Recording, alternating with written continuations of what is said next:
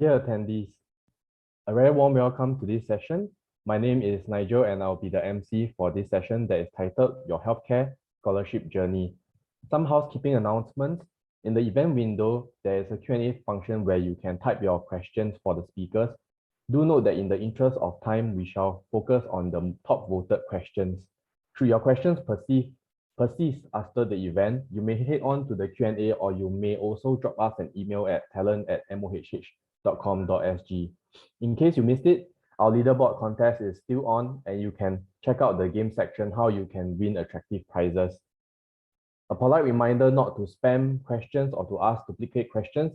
This is for the benefit of the event participants. As for today's session, we have Pei Yun, who is a manager at MOH Holdings. Pei Yun is from the talent development team and at the healthcare scholarships team. We also have Matthew Neo, who is a Healthcare Merit Award scholarship recipient. He is currently a health policy analyst at MOH. Prior to joining MOH, Matthew spent 5 years at Ng Teng Fong General Hospital as a physiotherapist, with his formative years rotating through the various clinical settings. To get things started, I would now like to invite Pei Yun to start her sharing. Pei Yun, please. Thank you, Nigel. Can everyone see my screen? Yeah, thank you, everyone. Good morning. Thank you for joining us on a Saturday morning for today's session. So I'm Pei Yun from the scholarship team, and I'll be sharing with you some of the development opportunities that you can look forward to when you join the healthcare family. So perhaps just a quick introduction of myself. I started my career with the Public Service Division, PSD in short. So PSD is like the HR and personnel office for the public service, and their vision is to build a first-class public service. So back then, I was with the Careers and Attraction team, and I was working on green harvesting initiative. So what I do includes organizing internship program, attachment program, and some of the most special program like the Public Policy Challenge, and also have to work on some of HR-related policy. So after a while, I thought about my own career development, and I thought that perhaps I should be focusing on something more specialized.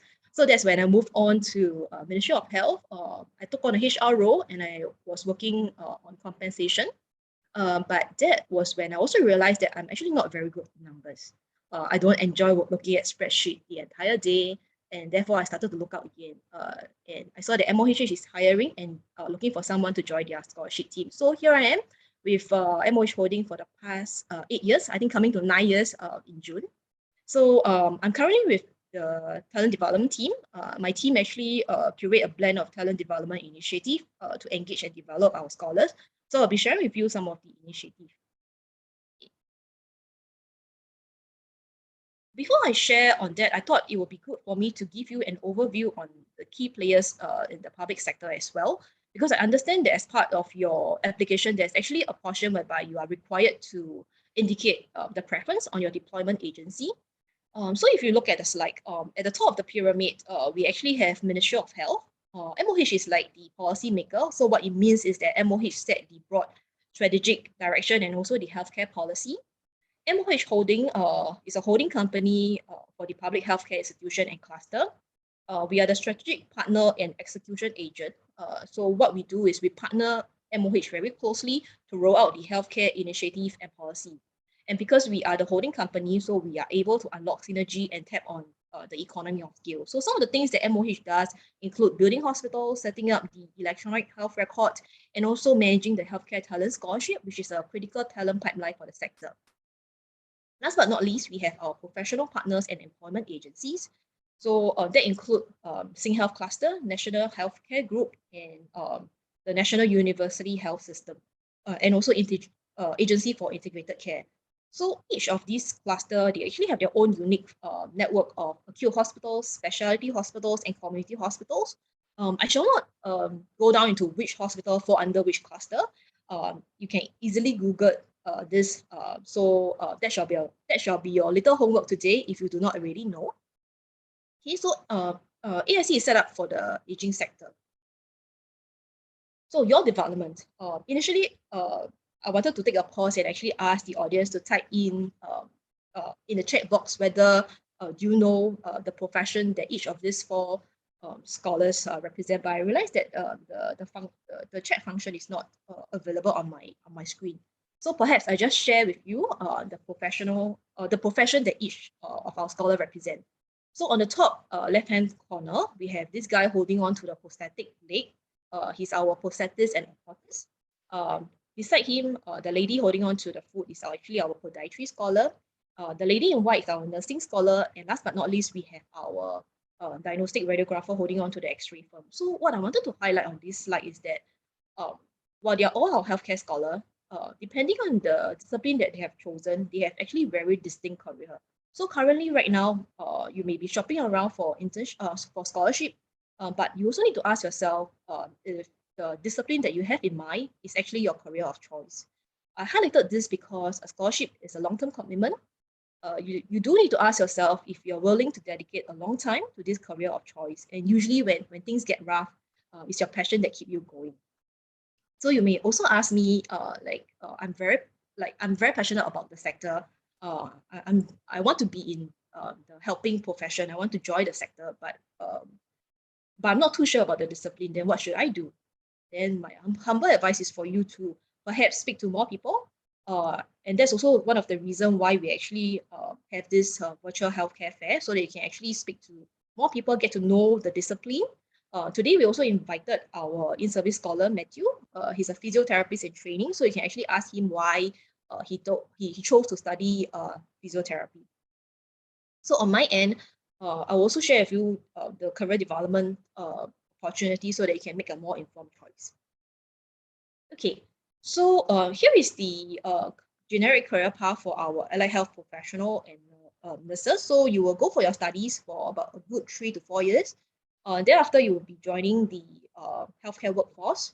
So when you join, you'll be joining at the basic level. So as a junior allied health professional and staff nurse, you will be groomed holistically through on-the-job training. There will also be job rotation. Some clusters have mentoring programs, some have buddy system, so that they can actually assimilate you into the work culture. So during your first few years, you will actually be exposed to a wide range of clinical specialty to hone your clinical skills and expertise so they can build a strong foundation. Thereafter, you can see yourself moving up to the more senior level in about 3 to 4 years. So at the senior allied health professional and as a senior staff nurse, that's when you can also think about branching out into a more different track. So it depends on your qualification, your strength, and also your interest. You can actually branch into research if that's what interests you. And if you are keen to build the next generation AHP, then perhaps an educational track is something that you can consider. And if you're someone who actually enjoy behind the scene work, you prefer looking at budget, you prefer looking at how you can improve work processes, looking at the various care model, then you can actually consider the administration and management track. And if you actually enjoy the clinical work, you like the direct patient interaction, then you can always you can always stay on the clinical track and perhaps deepen your clinical skills and take on a clinical specialization. So at the advanced level, usually you probably reach principal level for the AHP, and for the nurses will be like, you'll be most likely a nurse manager or senior nurse manager. So I mentioned on the career path. So what about the opportunities during your in-service journey? So this slide actually shares with you some of the key development milestones. The numbers on this slide denotes your years in service. So earlier on, I mentioned that you need to build a strong foundation. So for the first 2 years, you will be building a strong foundation through your respective institution and cluster. So that's where you will be exposed to different learning to deepen your ground expertise and clinical expertise. And from the second and third year onwards, that's where you can actually look into initiative to broaden your experience and perspective. So for each cluster and institution, they actually have their own blend of talent development initiative and program, and also training program to deepen your clinical skills and expertise. There's an asterisk behind this because resources are scarce. So while there are opportunities available for you, whether you're able to unlock or open these doors, it actually depends largely on yourself. First and foremost, you need to prove that you have a good potential, and you also need to have good work performance. So you need to be good in your day job. So you might also be thinking, so where does MOHH come in? So for MOHH, our initiative is more at the system level, so that we can complement our cluster effort. And we do it in 3 key areas. First and foremost, exposure to policy work. So we actually work closely with MOH and agencies like Agency for Integrated Care and MOH Transformation Office to curate stretch projects for our scholars. So these projects are usually tagged at the national level. So some of the projects could include like using technology to transform healthcare, or it could also be looking at the existing curriculum and how we can actually improve it so that we can have trained future-ready workforce. So these stretch assignments are usually more short-term, so it could be a one-year assignment. We have another initiative, which is a rotation to MOH for policy work from your fourth year onwards. That's like a full-time secondment to MOH, and usually that is minimally 2 years. So besides that, we also host quarterly dialogues with our senior management, and there's also workshop on policy making to actually broaden our scholar perspective and exposure. So the quarterly dialogues are with the chiefs, that include your chief allied health, chief nursing officer, chief nursing officer, and for the administrator group, we will actually be inviting the hospital CEO and COOs. So during the session, the senior management, they will usually share their career journey, and thereafter we will be opening the floor for questions, so the session could be quite intimate. The workshop on policy making is for scholars who are actually keen to find out a little bit more on policy making. So that's where you learn the 101 on policy making, what it takes to be a policy maker, what are the intricacies involved.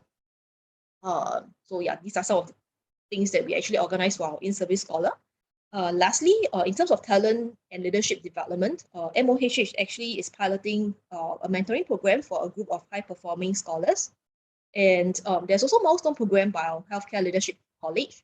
So if you are performing well, you'll be nominated for the milestone program. Lastly, we have this Healthcare Talent Scholarship. It's actually an in-service scholarship targeted at scholars who are actually considering an administrative track. Okay, so I have been sharing quite a bit on what you can expect upon your graduation. But in terms of our scholar development, it actually starts right after you sign on the dotted line. So after you sign on the dotted line and become a healthcare scholar, to start off your journey, we actually curated a suite of induction program for you. So to start off, you actually have the healthcare induction camp. The healthcare induction camp is the first touch point. It's actually designed and conducted by our own senior scholar. So it's a camp for scholar by scholar. So during the camp, you get to meet your fellow healthcare scholar. You can also meet your seniors who actually join the camp as facilitator.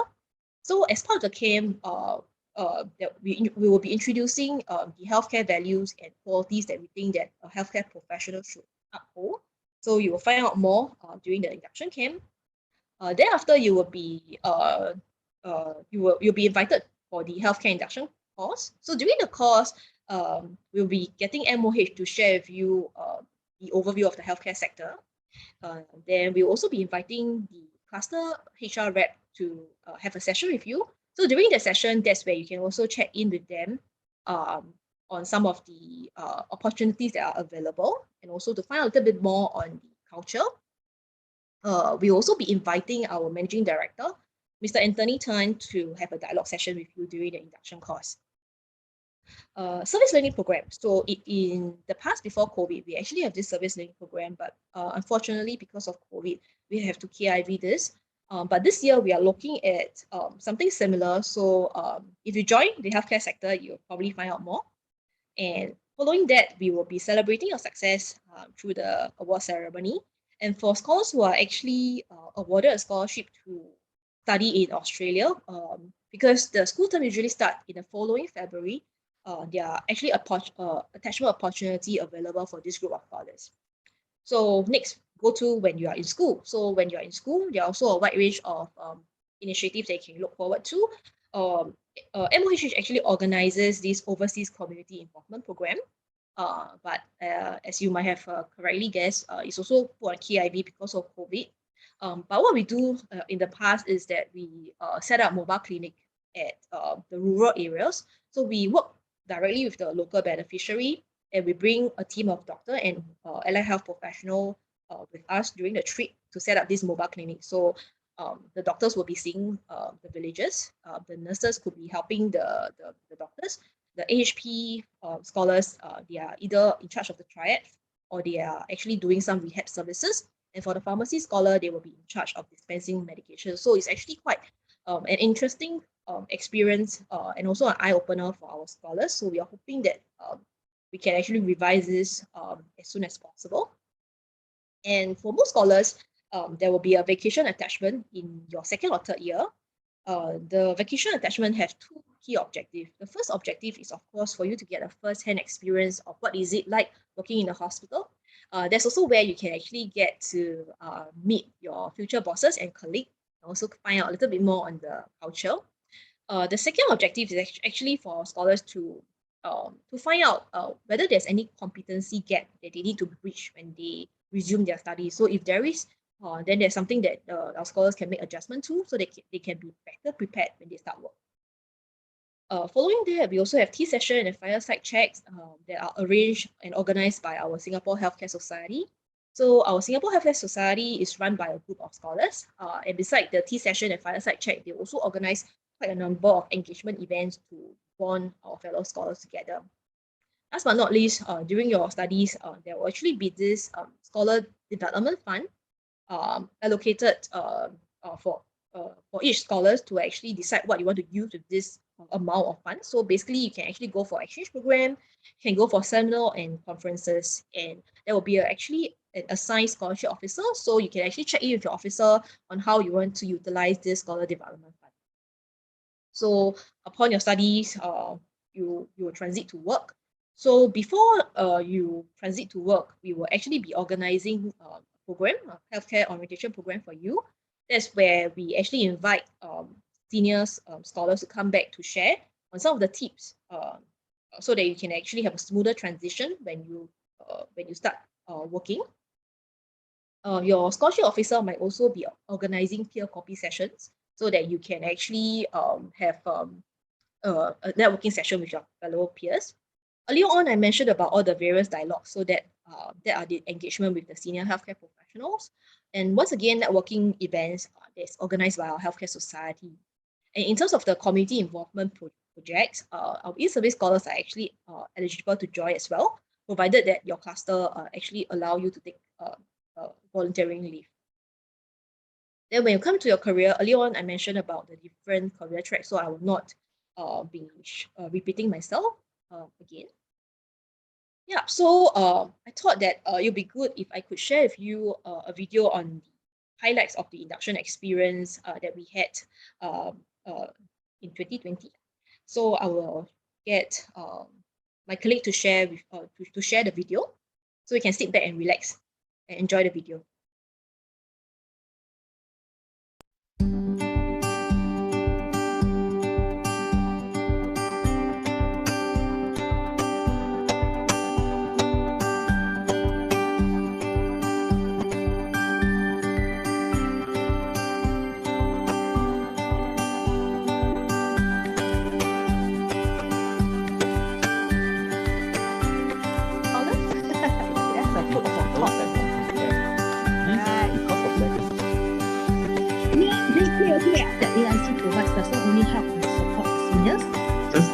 Traditionally, like a one-stop center. So what function is that for enter? So I'm Kelvin. I'm an incoming year 3 business My hobby student. is to like travel. If I could choose a superpower, it would be reading minds. Speak any language I want when I want. Being able to stop time. Time travel. To be psychic powers. So like I can just get stuff and I don't need to get up from my bed. Yeah, that's a good one.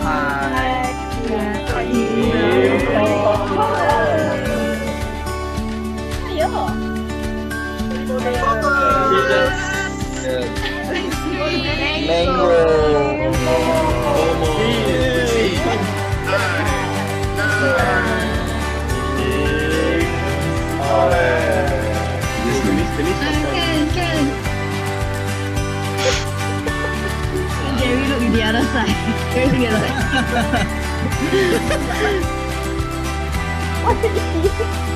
Yeah, correct. 2, 1. Alright. Okay, still got one more minute. MVP. Finishing.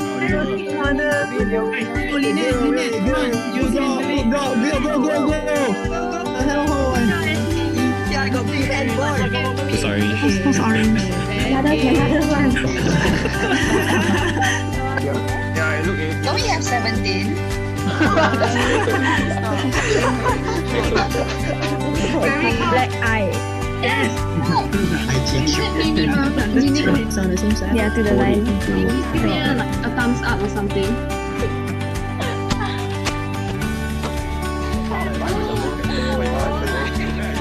$45, $46, $47, $48.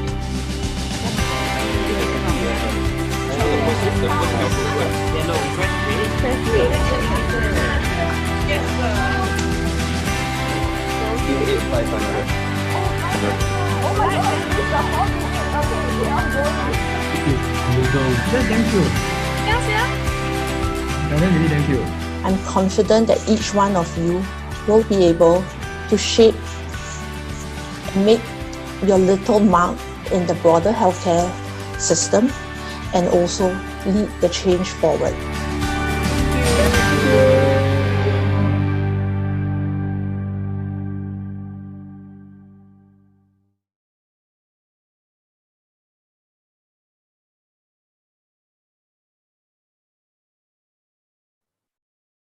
I hope that you guys enjoyed the video. That's all for my presentation. I'll be inviting Matthew to come in and share. Matthew, please.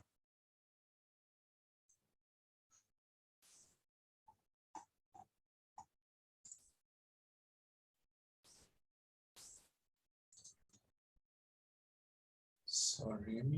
Yep. You can see the slides. Yeah. So thanks for the invitation to share. So today I'll just be going through essentially my path so far, and then later we can have the Q&A sessions lah. Okay, so just a short introduction. So actually, I applied for the scholarship. It was way back, I think in 2010 or so, because I think from young I was quite interested in like the sciencey kind of stuff, your anatomy, body systems, these kind of things. So I think all along I've had that interest, and then in JC, I tried to further see whether that interest, still holds, and then I joined job shadowing stuff like Experience Pharmacy. I also went to shadow a doctor, and I think shortly for a couple of days, a physiotherapist as well. And at that point in time, to be honest, I don't think we had that vast amount of information that's provided to everyone now. So at that point in time, I think I found out about scholarship events like through schools or through the Bright Spark magazine, but that was about it. And to me, across all the different ones that I knew at that point in time, the physiotherapist profession caught my interest, mainly because they were very hands-on, so to speak. Yeah.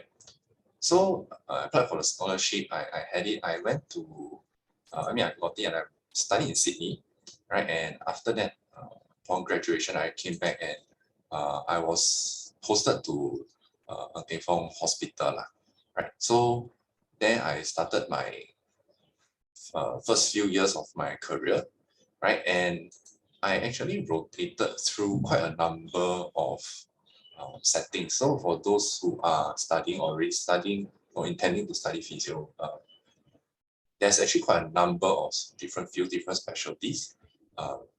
Myself, I went through internal medicine, or the general kind of patients you see in the hospital. I went through outpatients, which is mostly your musculoskeletal problems, as we call it, or mainly things that make you sore, or for example, you have an ankle sprain, kind of things, and then you come out to the outpatient, or we see them after they've been discharged for the hospital for the next phase of their rehab. Right. I also did community rehab, rehabilitation, and this was in the community hospital. So people who have been through, say, a stint they stay in the acute hospital for a few days, right, and then they are better. right, the illness is not so severe, they'll come over to the community hospital, maybe because they've been in bed for too long, or they haven't been really getting up and about, as is very common for patients in the hospital, and then we get them back up on their feet and as close to normal as we can, right? And I also did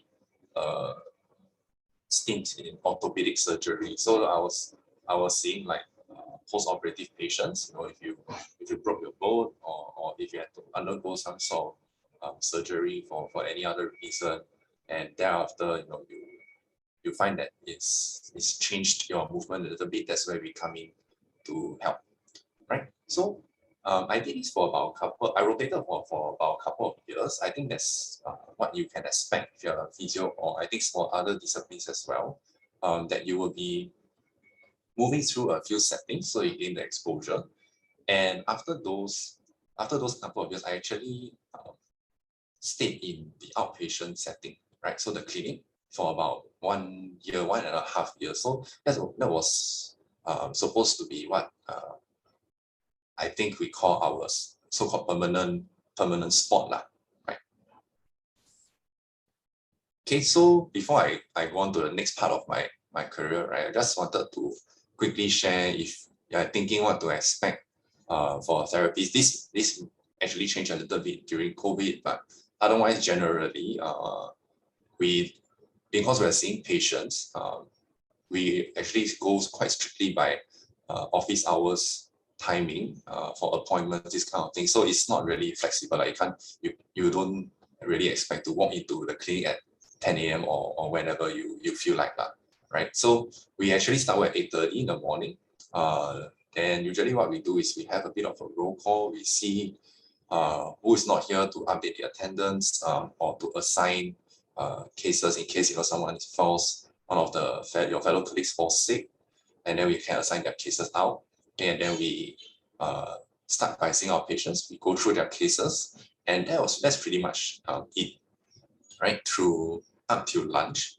And then after that, you might have some meetings with say the multidisciplinary team, so the doctors or the other nurses, to say discuss the condition of the patient, especially if you are working in the wards, right? And then we see who else has come in, new patients or sorts. If you are in the wards, or if you are in outpatients, you will essentially head back to see patients who have been booked in for an appointment with you, right? And then you finish up at the end of the day, right? So it's actually quite routine, right? And which is quite important for the first couple of years, in the sense that you do need to clock in a number of cases to ensure that you actually know what your skills are there, to own your skills, and you know what you're doing when you actually treat a patient. Because you can't really call yourself an expert if you only have treated one patient of a certain condition. So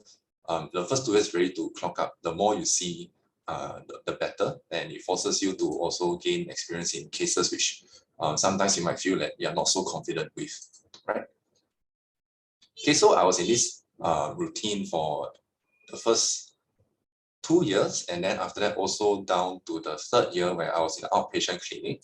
And then one day, I think my boss asked me if I was willing to take up an additional role, and it's actually changed. So I was in outpatient for about a year, and then he asked me if I was happy to go on to orthopedics. This is inpatient, so like I mentioned just now, we see people after their operation to get them back up on their feet.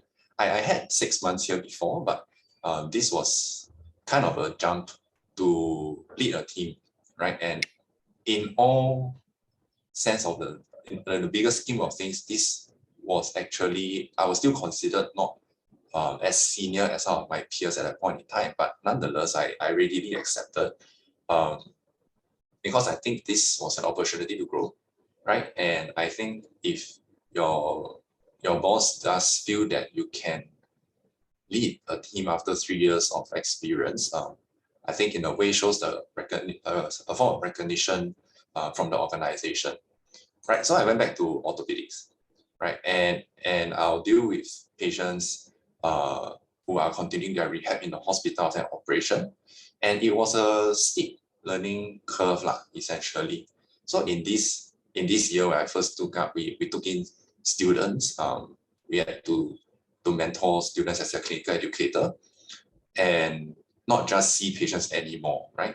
And I had to plan things like continuing education for the team to see where the team's skills should be specialized in the next few years, right? Or where we are lacking and where we can improve, right? So being in charge of a team was and being responsible for the entire team was a challenge. And I thought it was quite enjoyable as well, because I quite enjoyed thinking how best to upskill the team, how best to ensure that the team remains relevant, right? As the patient's conditions may evolve, or the hospital's technologies, all of these may evolve, right? There was also the challenge at this point in time of, say, for example, nominating and assessing staff who are suitable for better grades, better appraisal, and even for promotion, right? And finally, I think what I did, the other thing I enjoyed was the networking experience. So in the past, when I first joined, we didn't really have a strong network with the medical practitioners. I think mainly because it's a pretty new hospital, right? So unlike SGH or NUH, as quite well established, I think Ng Fong was not close to a decade yet. So, and the new consultants were very new. We didn't really know each other. So I spent a good part of my time trying to form some networks with the consultants, so we could also better plan programs for the patients or protocols for the patients. And also my team then would have some opportunities to grow, right? But all this was actually cut short because within that year, COVID hit. So it became a mad rush. And I don't think that we were unprepared, but rather with a lot of changes coming down from the government. And this was the first time in a while that we had to deal with a pandemic. I think no one expected it. And a lot of things were turned upside down overnight. So for me, I guess the main challenge was really manpower, because I'm sure you all recall they were opening up all the swab test centers in the dormitories at a point in time. And actually the people that were deployed were from the hospitals, in addition to whoever the ministry could get from the public, right? And say, for example, you've had 10 therapies covering all your patients, right? And manpower in the healthcare sector is quite lean. So when you have to deploy a few people out for these kind of national emergencies, the back end still runs, right? Because the other diseases don't suddenly say, I'll stop infecting people because of COVID. So I guess that became a pretty big challenge, which is to try and maintain our operations while ensuring that all these national level initiatives could be supported, right? So it was tough, because sometimes we were running more than what we normally did, and significantly more at times. So we managed to pull through, and I think we did so to ensure, one way was to ensure that we actually got reasonable rest time, right? So it also wasn't easy to go and leave, because we were short on manpower, but I guess we mandated that the team took some off days here and there where possible, so that we don't burn out, right? And also I thought one challenge here was to ensure that their mental health was still doing okay, because if you're working days on end, including sometimes very often additional hours after work to either clear the cases, or to finish up your work, like writing the patient notes, then of course I think it will naturally take a toll on you. So I left the door open. They can come to talk to me if they feel that my team feels that they had too much work to do, and I thought that helped, along with the mandated so-called leave days, which they didn't object to actually. So they were more than happy to have a day off, either midweek or like a Friday, Monday, so that the weekend felt a bit longer. Yeah, and I think that helped us to tide over the entire year. Yeah. So after about a year of COVID, actually I came to know about the policy, the secondment to MOH that Pei shared just now, I knew about it the year before COVID hit. So I signed up for it, and you know, it was actually postponed by a year because of COVID, right? So it's a 2-year stint, and I was quite interested in it because I thought at that point in time, after I took up helming a team, I felt that actually this was somewhere I wanted to continue exploring, essentially the non-clinical side of things, right? And besides just day-to-day administration of your team or people or manpower planning, I thought, why not head to somewhere entirely new? And to me, this was the policy side of things, or the ministry side of things, which was all along, I guess, the stereotypical impression I had was, you know, they built the broad level, very national level things, like one line the entire nation will have to follow kind of things. And in the hospital, we're really on the ground.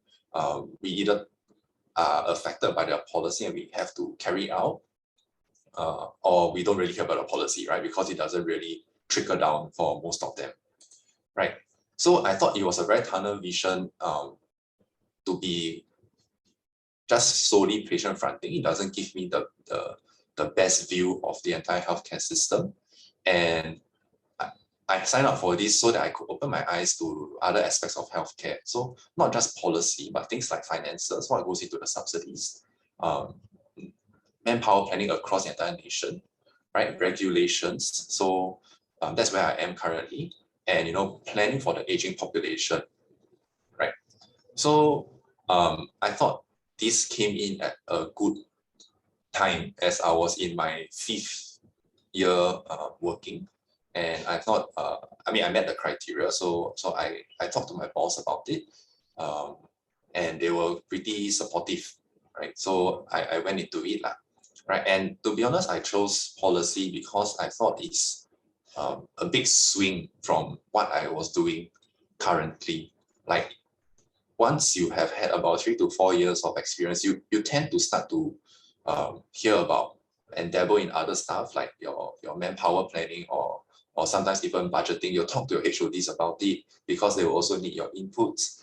But I guess over here, policy is not something that is really talked about. Usually it's quite a top-down thing in the hospital so far. So I thought, why not, you know, go in and see, you know, who actually does this policy? Because sometimes we grumble about it, like, hey, why don't give more subsidies to these people, kind of things. Yeah, so I thought, why not, you know, just step into their shoes, right? And I've been in here for about a year, and I do quite like the job scope and the opportunities over here at MOH. So I think, despite me not being in face-to-face clinical care, I thought I do still want to be in the healthcare sector. So I thought MOH would be a great opportunity, a great place to continue growing in. Yeah, right. So that's where I am currently, and actually that's all I have. I think possibly the questions we can talk more during the Q&A session. Yeah. Thanks.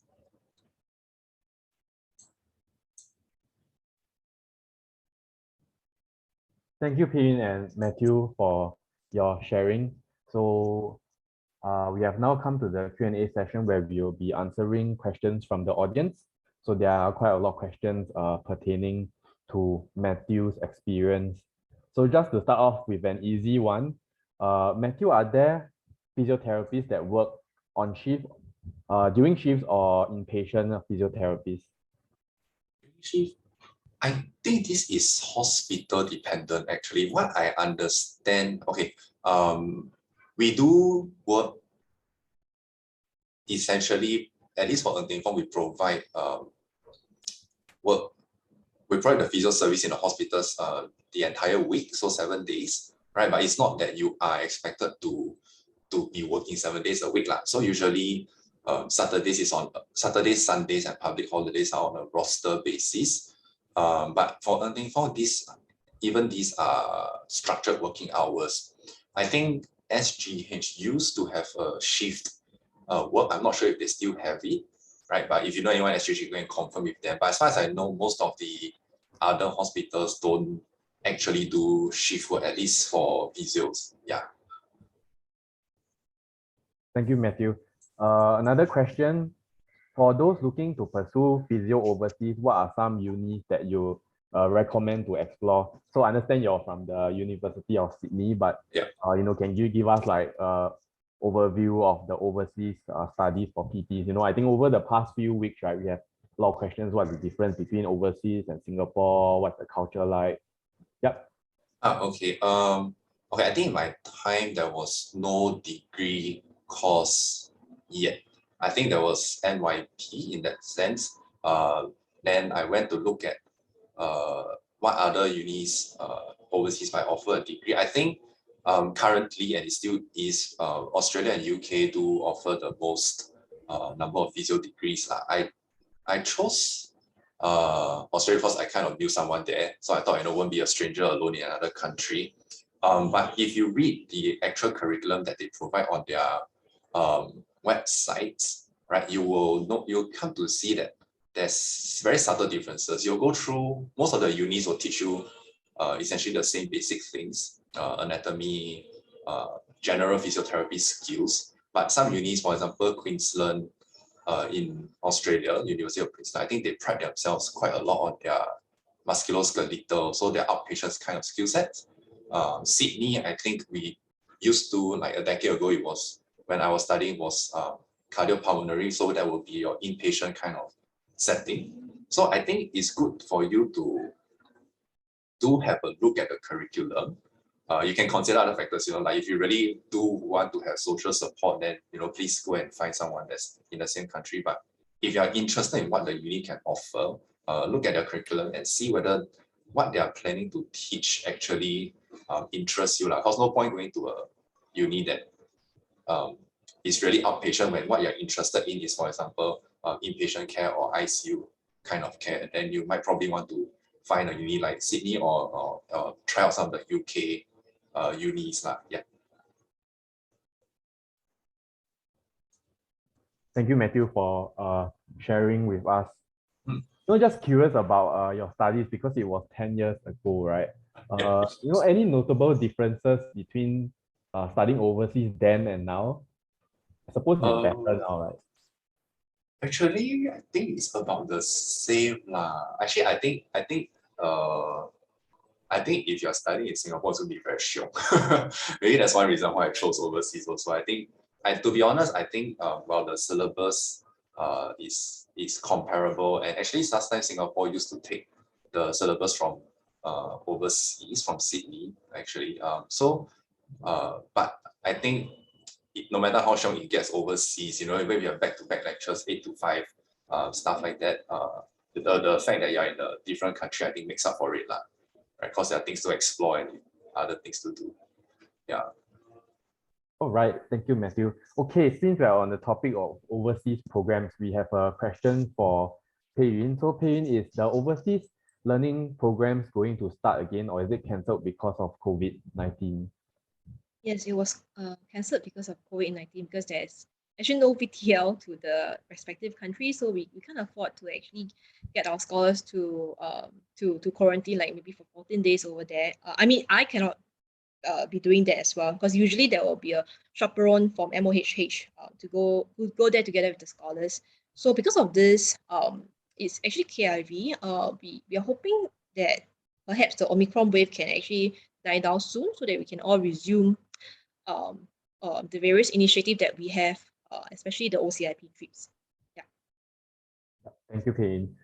Yeah. So to comment on that also, right, to our scholars, the OCIP trips just now, Pei Yun, she recapped in her presentation, is where the scholars go on overseas trips using their scholar development fund to learn about overseas experiences. They had the trip to Nepal where they actually set up hospitals for the less privileged people. So that's something to look forward to as we open up our travel lanes again. Okay, we have one question on the criteria to transit into policy work. Do Matthew and Pei Yun, do you want to comment on the criteria for the transition into policy work? I think Pei Yun can talk more about the actual criteria. First. Yeah. Okay. Sure. I think for any scholars who are taking on the healthcare scholarship, we actually offered you the scholarship to read on a very specific discipline. So what we want is actually you should at least be on the job for a good 3 to 4 years before you even transit out to a policy role. And it's also very important for you to like what Matthew earlier mentioned, you can't be especially if you just look at one condition. So you do need to expose yourself and be good as a clinician first. So that's what we expect of a scholar, because technically that's why we actually offer you the scholarship. But we also understand that our scholars do have other aspiration. They actually want to look beyond clinical work, and that's where you can contribute at perhaps a more macro level by taking on certain scope that's outside of the clinical role. So perhaps into policy or regulation work. So usually for that, you will be minimally required to plot at least 4 years of experience before you can branch into policy role. But early on, I did mention about this stretch assignment. So that actually allows young talent, perhaps at the second years in service, whereby you can actually take on some related policy role, but at a project basis with the respective chief. So that's another option. But let's say if you are talking about full transit to policy role, usually that is on your 4th year. And for us to facilitate that, you probably have to meet a certain set of criteria like consistently good performance, having the leadership potential, and also the potential to take on more. Yeah, and also, of course, you do need to have the aspiration to take on a policy role, because it's actually quite different from a clinical role. Yeah, I think Matthew can add on because he actually was part of the rotation program to MOH. Yep. So I think, like what Ping said, I think, okay, because you would need to apply some of your experience as a clinician in your policy work. I mean, not directly as in, like treating conditions, but knowing the hospital and how it functions will help immensely if you are looking at policy. Otherwise, regardless, if you go into MOH, you realize that we don't, think about policy on our own. We actually consult very widely with all the different doctors, even down to even the AHPs or nurses. We consult with all of them on how best to, say, lay down a new requirement for the hospitals to follow or for the professionals to follow, right? So it's not just a closed door, MOH staff inside thinking, and then suddenly a new rule pops out. And say, I think you will need to not just consider what's the criteria that Pei Yun mentioned, but also what it means after you join.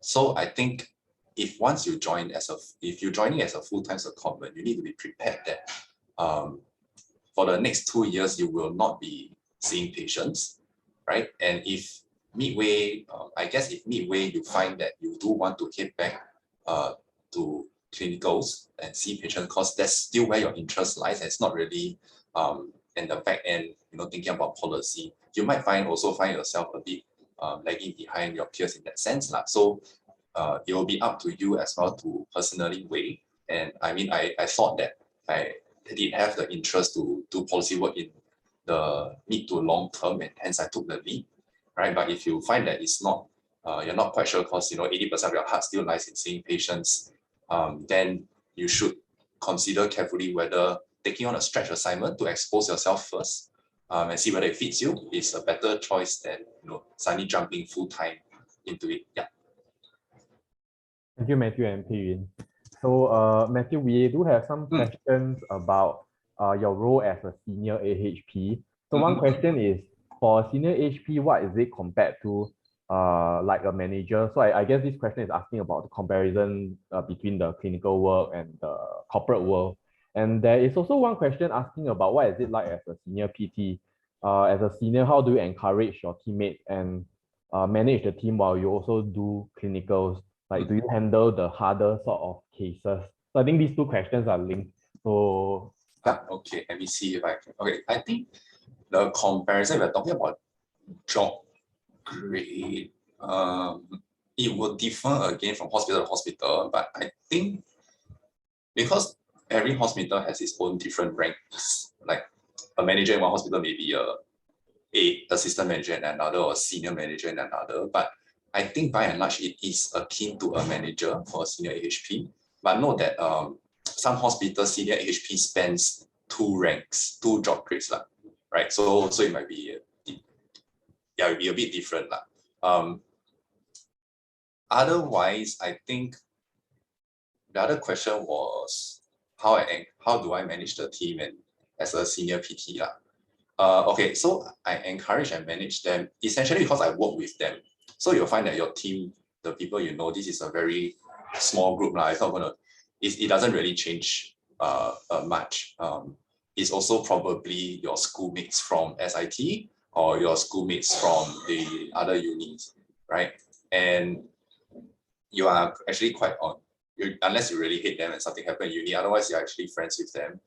So it's actually quite okay to talk to them and have more heartfelt conversations than say if you join a fresh company and you don't know anybody inside, right? Then everything seems very corporatized. So I guess I had quite a number of conversations with my juniors and even my peers to make sure that we can kind of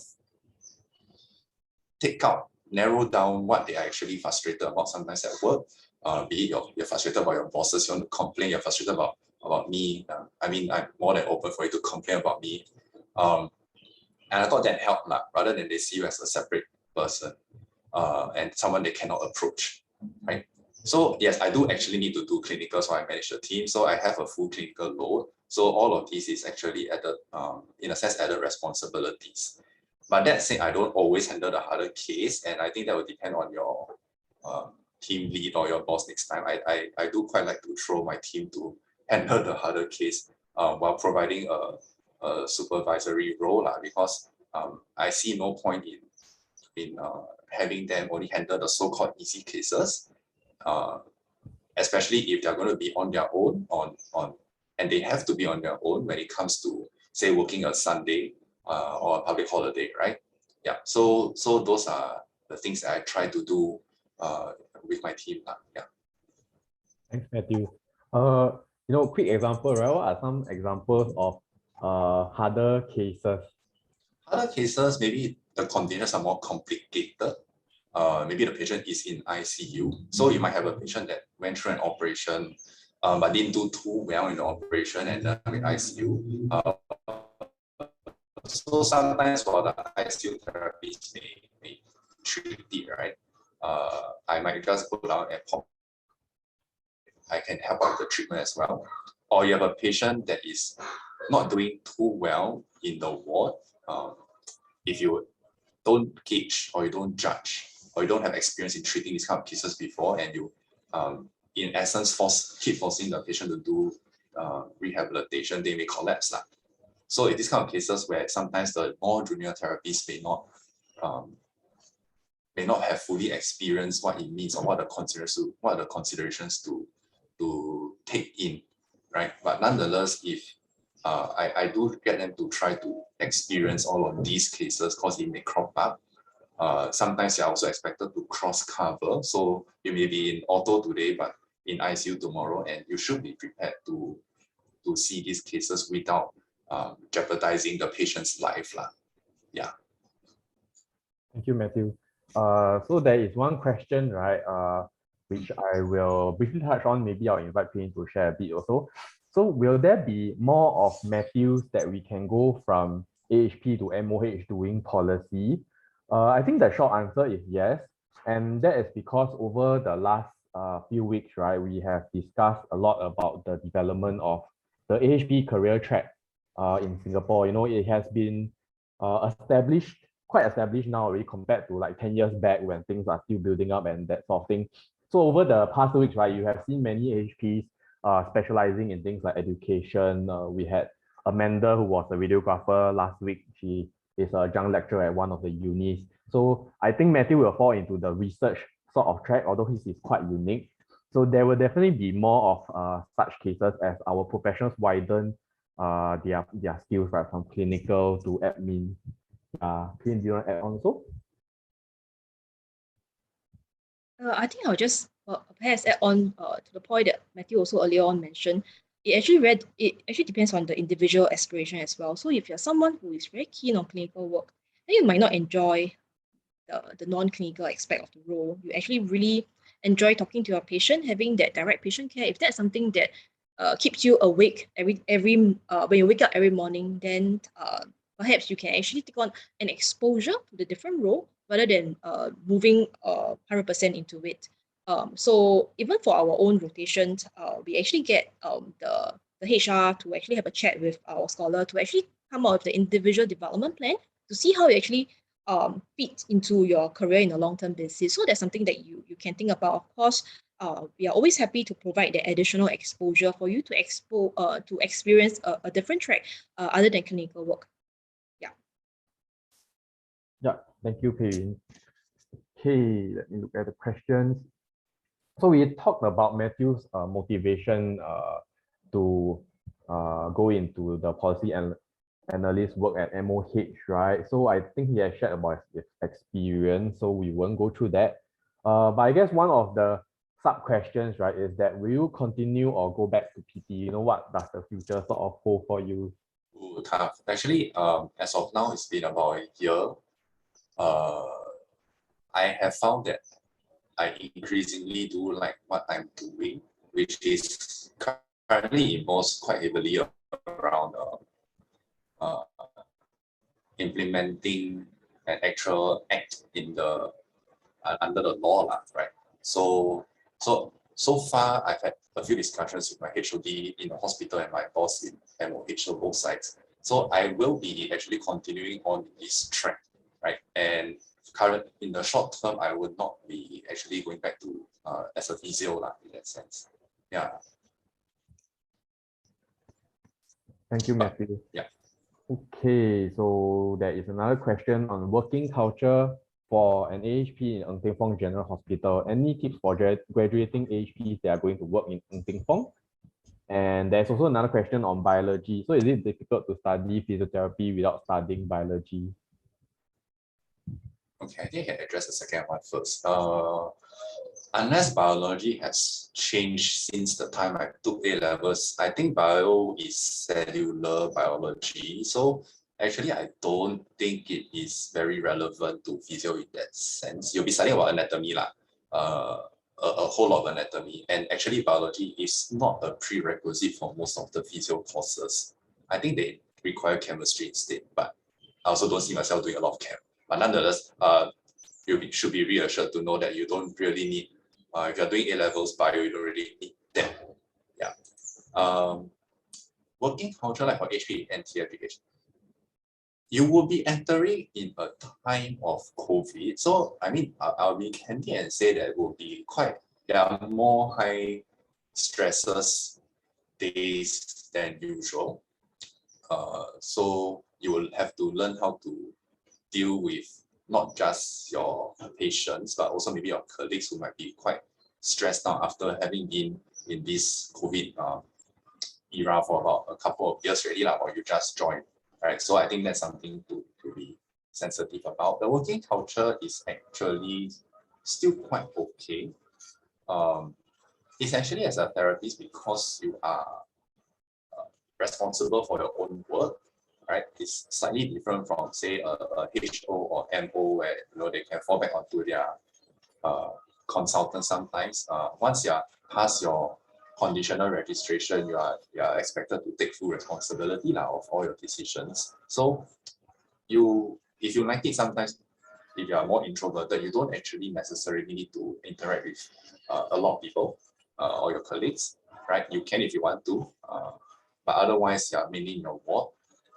And if you do want to interact with them, is with your seniors and all of these. So by and large, they are actually very approachable people to talk to learn from, to discuss cases with, right? So the tips is, I think, just go with an open mind. Maybe by the time you're going, people have changed. I also don't know who else is in the hospital, or it's a new team. So if that's the case, then just make sure that you work around their personalities, so you don't give yourself a hard time. Yeah. Yeah, thank you, Matthew. Adding on to the biology thing, right? I understand some of you may be in poly and or maybe some of you in JC didn't take biology, right? I think some of the answers from the previous panelists, right, also mentioned that the unis that you apply to, right, they will get you grounded in the basics that you need to learn for the jobs. For specialized courses like P&O, for podiatry and all that, right? If you come from poly and you're from a non-healthcare background, usually the overseas unis or the local unis, they will have certain bridging programs to sort of introduce you to the key concepts, things like your biology, anatomy, and so on. So I don't think you have to worry as long as you have the required prerequisite, right? You can apply and then you can definitely figure out your way along. Yeah, so next question is on the talent development framework. So the question is the talent development framework applicable to all the scholarship schemes like healthcare administration scholarship? Okay, I think I'll take that question.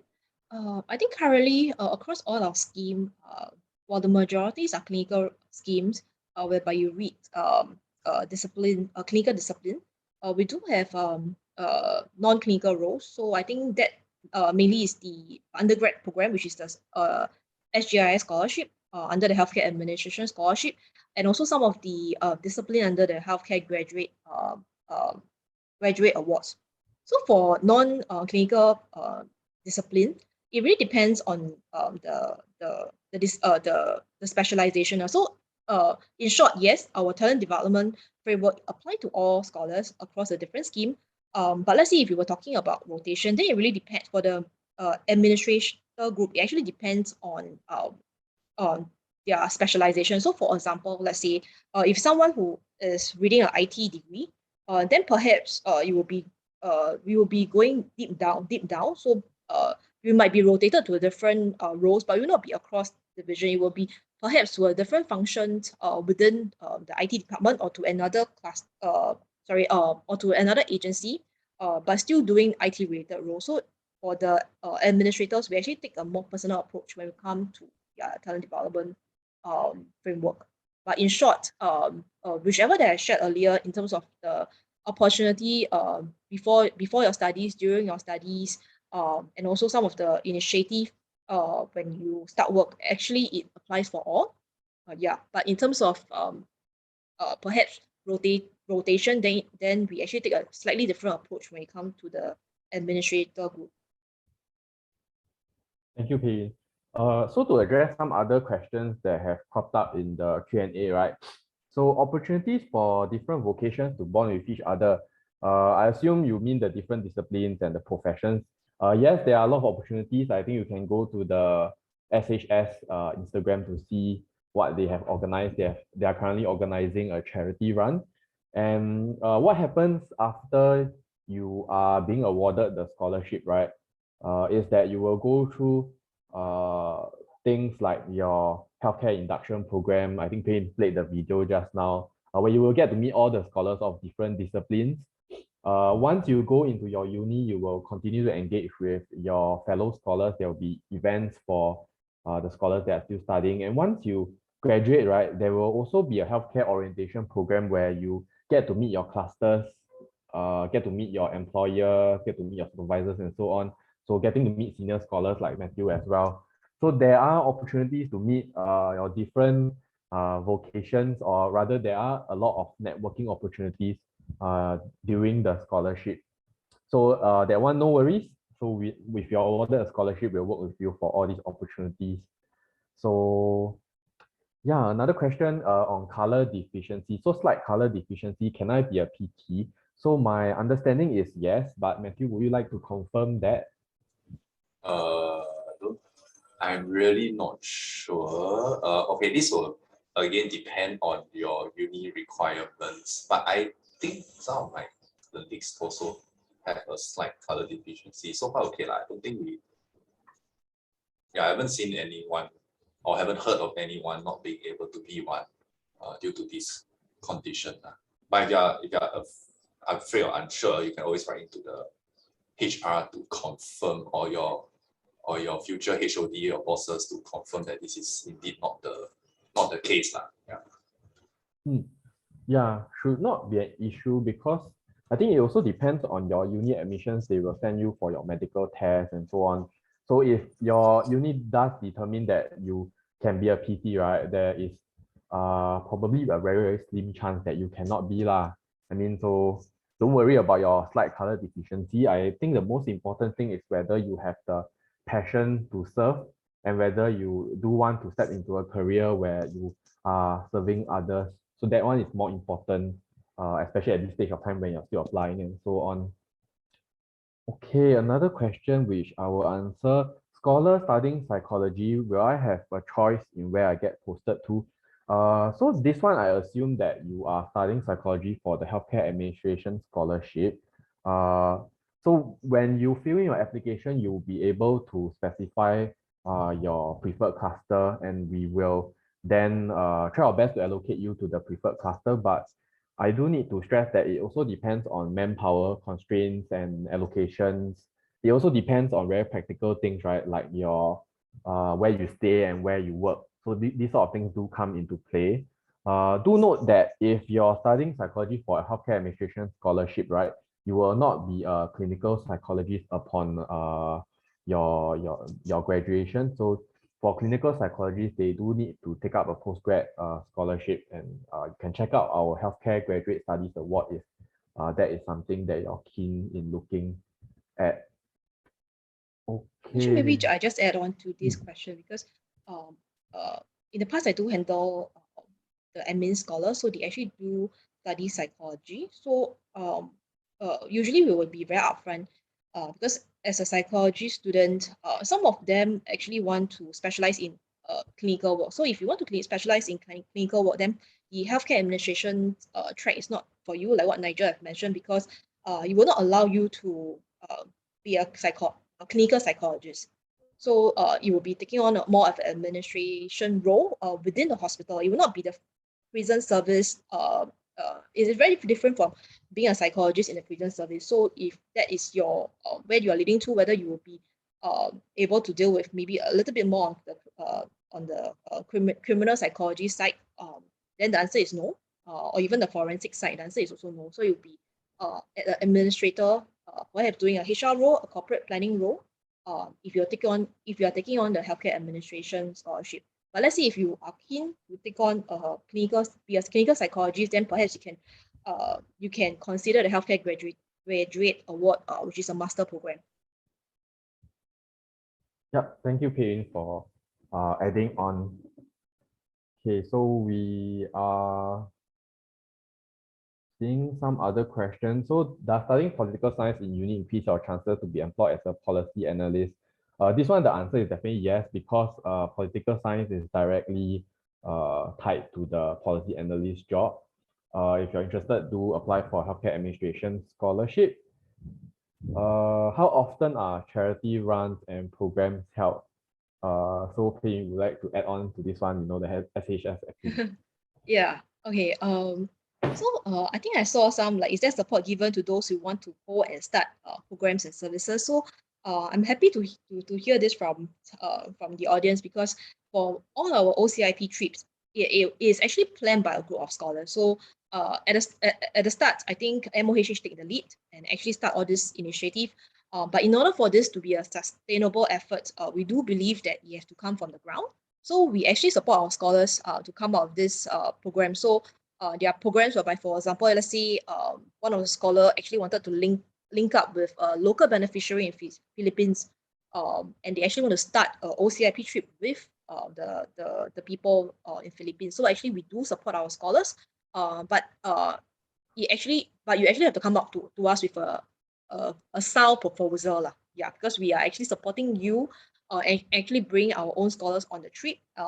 So you do need to give us a proposal, and usually when it comes to community service, you do need to understand what does it mean and what does the beneficiary want. So what you think is what the beneficiary wants might not be exactly what it is. So I think that's something that you need to actually think about as well. So we actually look at the proposal before we actually give the support for any programs and services. So short answer, yes, but you do need to come to us with a proposal. And we are always happy to support our scholar for community program and all, because that's what we want to do in the healthcare sector. We want to actually give it back to the society. Yeah, thank you, Pei. Okay, so Another question is on stress. So, stress and self-care has been cropping up as an issue over the past few sessions. I think in these days and times, we have COVID and we have the issues of mental health, right? I think a lot of effort has been done to get rid of the stigma, come out and share if you're really stressed and so on. So as a senior, right, Matthew, how do you, in the COVID or stressful environment, right, how do you continue? So I guess the question is, how do you then function, encourage people when you yourself are, you're also stressed and you're also in that environment, right? How do you then lead your team in such situations? I think, broadly, I'll try to share for myself and other seniors I've seen, because I think personally, I do kind of like high stress situations. Like for example, as a physio, when I was studying, I chose to have a rotation or clinical placement in the emergency department because I thought that would be quite exciting, although it's stressful.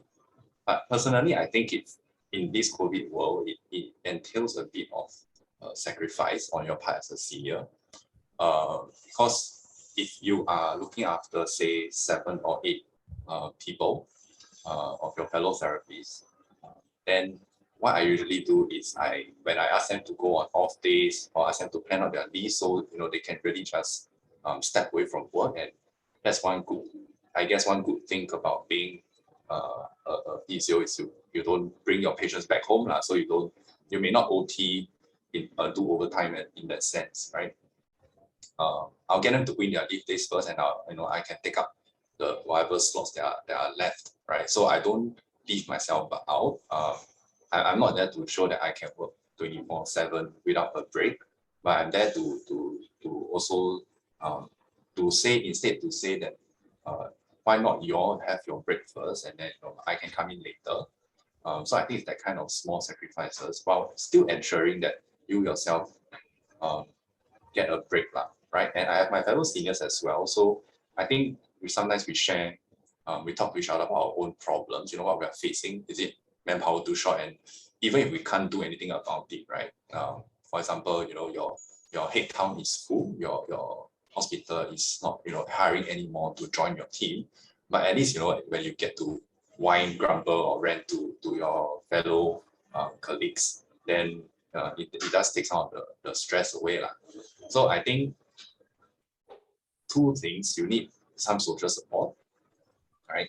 Try not to isolate yourself, and 2, you literally in this line of job, you do need rest, whether you want to sleep in on a Saturday or do something else, but you do need to be able to step away from work every now and then. Yeah, thank you, Matthew.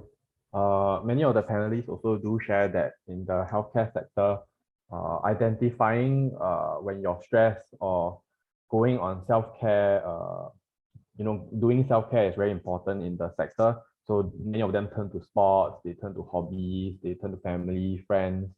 I think it's inevitable in such a sector where you're caring for others, and others are frequently complaining, in pain because of the conditions that they are in, right? You need to know how to handle it and also chill out yourselves as healthcare professionals. So it's very important in this age and time. So COVID especially. So want to address one question from someone, and I think perhaps we'll then have another question or 2 before we wrap up. So this person asked, does having previous depression diagnosis affect my scholarship chance? So the answer is that for all our scholarships, right, we do send our the students who applied, those that are shortlisted, we send them for medical assessments, and they do have to pass this. For your depression diagnosis, right, I want to clarify that we do not, we are not biased towards you having a history of depression. So people with depression do recover with treatment. They do get better. And I think many of our healthcare professionals, right, or rather some of them do have depression, but they have recovered from it as well. So my own family member, I think she had depression years ago, and she is recovered now and working full time. So there are cases like that. So I do not, I do encourage you to apply for the scholarships and go for it lah. So no worries with that. Okay, let us take a final question. Interest in studying pharmacy, would this scholarship be better for being a hospital pharmacist or clinical pharmacist? So this question, if I understand it correctly, right, is whether, probably the question is whether you're inpatient pharmacist or outpatient one. You can go and visit our event on the 26th of February. I think the event at 10 a.m., right, there was a pharmacist who spoke about this. So you can go and replay that event and find out more. Because the pharmacist was an inpatient pharmacist. I think she did explain about inpatient. She did explain about the counter pharmacist and so on. So do extensive research on the clinical pharmacy side of things. I understand that NUS, they have recently launched the Bachelor in Pharmaceutical Science. So that's very different from what we are offering. So for our scholarships, the Healthcare Merit Award, the one we offer is Bachelor of Pharmacy, if I'm not wrong. So do find out the differences between the two and go for something that you are keen to do in the future. Yep. Okay, let me see.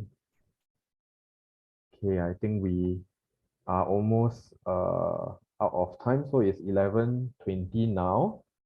So we'll be ending the Q&A session. Once again, we thank the speakers for your time. Thank you, Matthew and Pei Yun, especially in these challenging times, right, where we're still seeing the caseload being so high. Thank you very much, Matthew and Pei Yun, for joining us today and taking time off your busy schedules. Thanks. Thank you, everyone, for joining the session as well on a Saturday morning. Yeah, so speakers, you may take your leave now. Okay. It is the end of session, and I would like to remind everyone that a simple survey will be launched right after this. We will be picking 3 of the survey participants to win a GrabFood voucher. And don't forget, we have an upcoming session on the 13th of March titled MOHHX SG Exams, Healthcare Scholarships and Careers webinar. This is actually our second event in partnership with XG Exams. So the session will be useful if you're looking to explore a career in prosthetics and orthotics, community nursing, healthcare administration, and occupational therapy. Yep, the event is on 30 March. So see you then and have a good weekend ahead. Thank you and bye-bye.